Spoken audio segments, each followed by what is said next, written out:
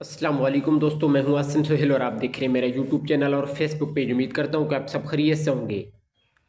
अल्लाह पाक आप सबको अपनी हिफ्ज़ व अमान में रखे।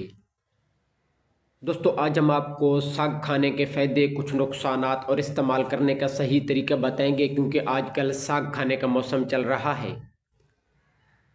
साग ताकत और तवानाई का ज़रिया है। इसमें आयरन और विटामिन होते हैं, जिसकी वजह से जिस्म को ताकत देता है। इसमें फाइबर होता है, जिससे हाजमा बेहतर होता है और कब्ज़ में भी आपको फ़ायदा पहुंचाता है। इसके अलावा आयरन की कमी के लिए मुफीद है। ये जिस्म में खून की कमी को भी पूरा करता है। इसके साथ साथ कोलेस्ट्रॉल को भी कम करता है।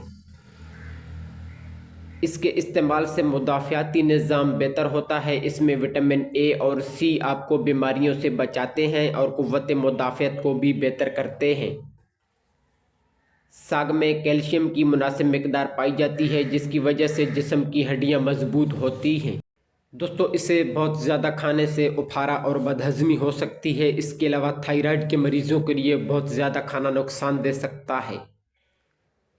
गुर्दे के मरीज़ों के लिए भी एहतियात ज़रूरी है, क्योंकि इसमें ऑक्सीलेट होता है जो नुकसान दे सकता है। साग को अच्छी तरह धोकर पकाना चाहिए और हल्की आंच पर पकाना बेहतर होता है। इसको आप मकई की रोटी या चपाती के साथ भी खा सकते हैं। ख़ासकर सर्दियों में हफ्ता में एक बार खाना बहुत ही मुफीद होता है। तो दोस्तों, ये थी हमारी आज की छोटी सी वीडियो। उम्मीद है कि आपको पसंद आई होगी। दुआओं में याद रखिएगा। जज़ाकल्लाहु खैरा।